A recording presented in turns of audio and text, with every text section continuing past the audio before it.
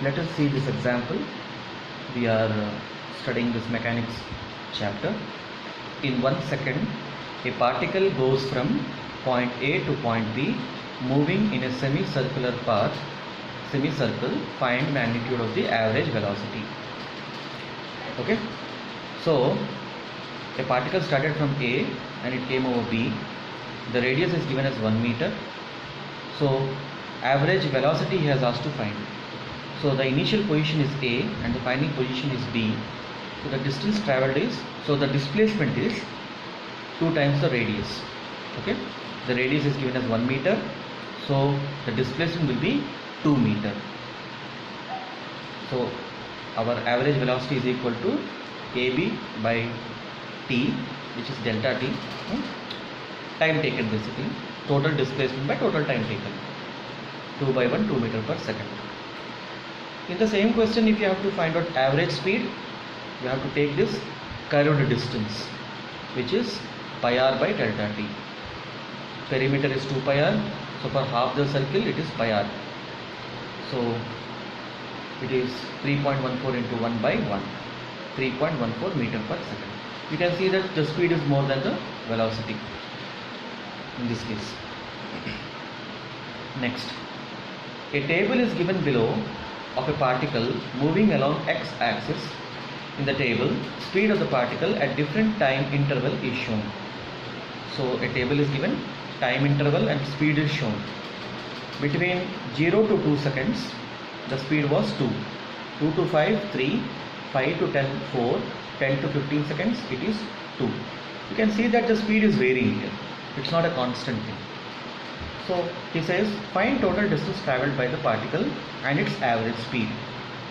So you have to find the total distance traveled. See, distance is equal to speed into time. So here there are 5 time intervals are provided. The total time is 15 seconds. So 0 to 2 seconds, the time duration is 2 seconds and the speed is 2. So what is the distance traveled for that particular interval? It is 2 into 2. Similarly, here it is 3 seconds. From the 2 seconds to 5 seconds, the distance, the speed is 3 meter per second. So here it will be 3 into 3. Similarly, here 5 seconds and here also 5 seconds. So 5 into 4 and 5 into 2. Okay, so total is 4 plus 9, 13 plus 20, 33 plus 10, 43 meters. And total time is 15 seconds. So the average speed is total distance by total time, which is 43 by 15 equal to 2.87 meter per second. Sometimes the information may be given, these are simple questions, basic questions.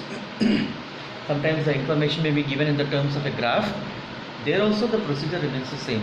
You have to identify the different intervals.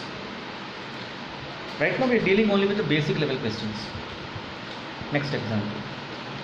What does mod of dv by dt? Here it is dv vector, okay, and d of modulus of v divided by dt. What is the difference between these two? Can these be equal? Can this be equal to 0 but not this not equal to 0? And can this be equal to 0 and this not equal to 0? That is what is asked. First of all, many times we see this symbol while solving. We need to understand the meaning of it. See, dv by dt means basically it is rate of change of velocity. So we are definitely talking about acceleration. If you put 2 bars like this, you are always talking about the magnitude. We are not talking about the direction. Okay, so this symbol means total acceleration. Okay, this one dv by dt, if you write it like this, this means it is only, see, it is not speed.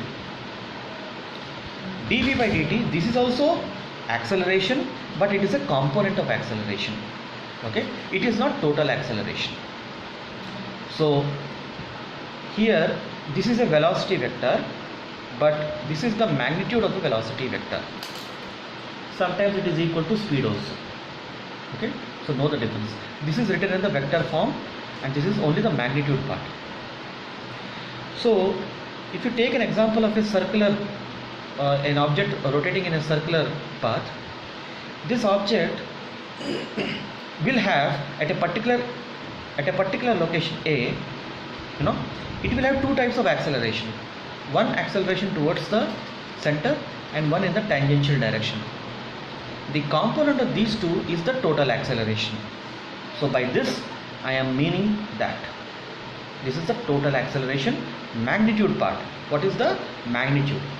Okay, when you talk about dv with this model symbol divided by dt, it is only the velocity, it is only the acceleration in the tangential direction. Okay, so that is the difference. So can these be equal? Okay, so you see here in a circular when an object is moving in a circular path, at every location the speed may be same, let us say 2 meters per second, but at every location the direction is changing. You have to note this point. This is very important point. This we will discuss. So in the second bit he is asking, can these be equal? If you take a one-dimensional motion, let us say an object starts from A and goes to B and it covers 2 kilometer distance. You can see that here displacement and distance both are same.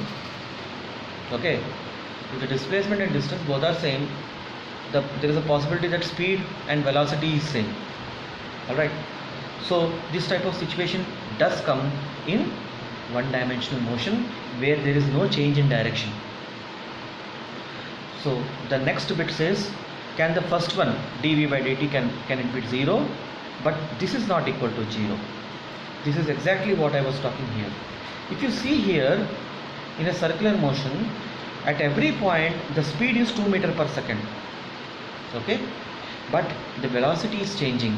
Remember, velocity means magnitude and direction. So the magnitude is 2 meters per second only, but at every point the direction is changing. So we can say that the velocity is changing. So we can say that the acceleration is changing. You have an acceleration over here. Okay, the speed at every point is same or constant, but direction is changing. Okay, so we have to note this point that so here you can say that dv by dt is 0, but the total acceleration is not equal to 0. Okay, now the fourth one, this is never possible. In this case what they are saying is the speed is not constant. This fourth case is not possible. The speed is not constant. Let us say not constant means it is not equal to 0. If the speed values are 2, 4, 6 etc. like that, you can never say that velocity is constant. It is never possible. Okay, if velocity becomes constant, then only the acceleration will become 0. dv by dt means acceleration. So when the speed is changing, magnitude is changing, must and should velocity magnitude also will change. So this type of situation never comes. So these are small points. Observe them, that here the most important point is that when you are in a circular motion, you can have the speed same, but still the velocity is changing. That is one point. And if you are changing the speeds, must and should the velocity will change. Here the speed is constant and velocity is changing. But if speed itself is changing, then velocity definitely will change. Okay, please note that point. Next example. Give examples where velocity is in the opposite direction to the acceleration. Okay, velocity is in the opposite direction of the acceleration. Let us say this is a building. From the top of a building you have thrown a stone. So here in this direction you projected, the velocity is in the upward direction, but the object will fall down. At every point the object is experiencing gravity, you know.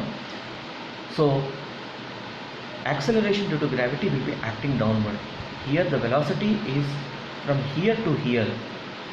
The velocity is in the upward direction, but the gravity is in the downward direction. So it is possible. Okay. Next, velocity of particle is 0, but acceleration not equal to 0. Is it possible that velocity is equal to 0 and acceleration not equal to 0? It is possible. Take the same case. From the top of a building, you just release, like I release this pen. Okay. So here the velocity is 0, but acceleration is equal to g. Acceleration is not equal to 0. It is experiencing a gravitational force. Okay. Third case, velocity is perpendicular to the acceleration.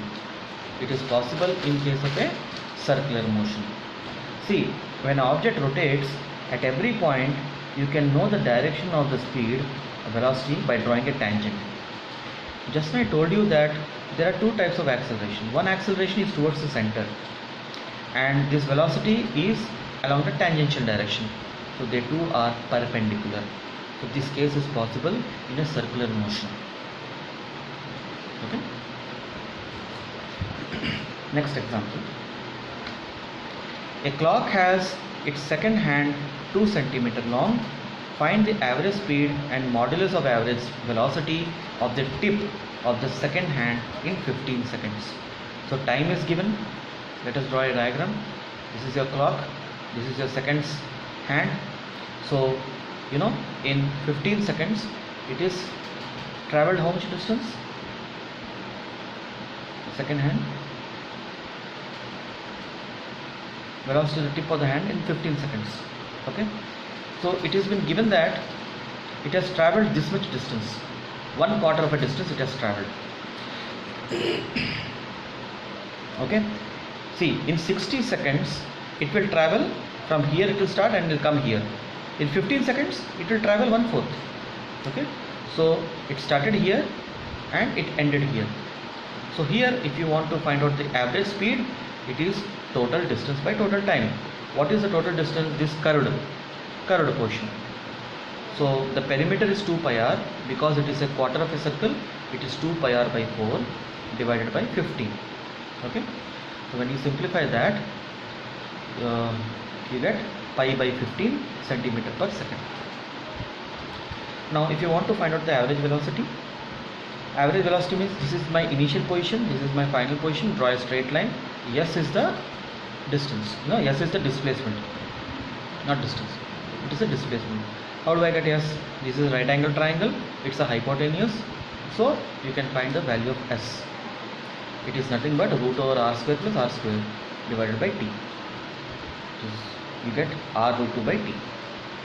So when you simplify, r value is given as 2 centimeter. It is 2 root 2 by 15 centimeter per second. If you observe here, actually when you calculate, this velocity is less than the speed. The speed can be more, but when you talk about velocity, it is less here. So it always satisfies the condition that displacement is always less than or equal to distance. Let's move to the next one. A particle is moving in a circle of radius 4 cm with constant speed of 1 cm per second. Find the time period of the particle. Okay. A particle is moving in a circle. What is time period? From whichever location it started, again it has come back and completed one round. So while completing one round, it traveled a distance of perimeter. Okay, and the time it took is called the time period of the particle. Time period means the time taken for completing one full cycle. One full cycle. So here the speed is equal to distance by time, or time is equal to distance by speed. So distance is 2 pi r and speed is v. It is given as 1 and r is given as 4 centimeters. So when you substitute here, you get finally 8 pi seconds, and when you calculate, I got 25.13 seconds. This is the time period.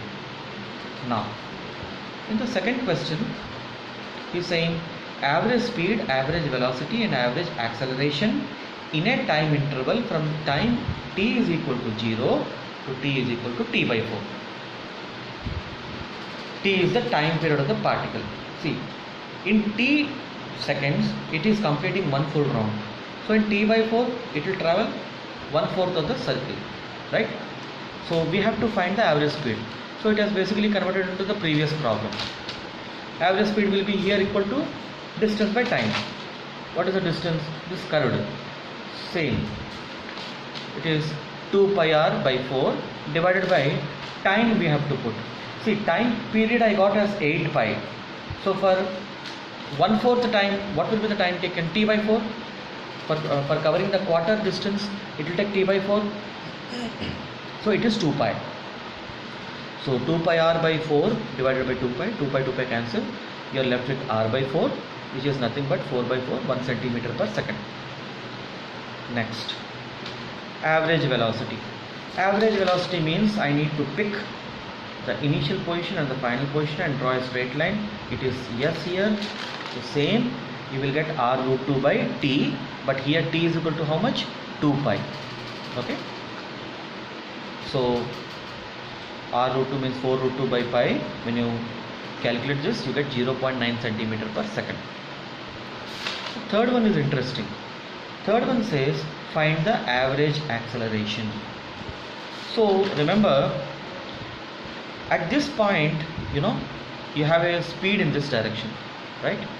At this point you have a speed in this direction, and finally it reached over here. So you have a velocity in this direction. You have a velocity in this direction. You have a velocity in this direction. So can I say that if you extend this vector in the backward direction, you have one velocity in this direction and another velocity in this direction. So you have the total velocity in this direction. Okay. So you can apply the principle of vector addition, parallelogram law. You remember? Parallelogram law, VR is equal to root over V square plus V square plus 2VV, angle between those two, cos 90. Cos 90 is 0, this term becomes 0. So this becomes V root 2. Okay. So here when you are finding the average acceleration, you have to find change in velocity by change in time. So what is the change in velocity? From here to here, initially it is at rest, so there is no velocity. But when it reached over here, its velocity is V root 2. Okay. Often we make a mistake that we take this as V. It is not V, it is V root 2. So V root 2 by, what is the time taken? 2 pi. So when you simplify that, you get 1 by root 2 pi, or 0.23 centimeter per second. So the vector addition becomes very useful over here. Okay. So this third one is important. Many times make mistake on this part. So please note the calculations very carefully.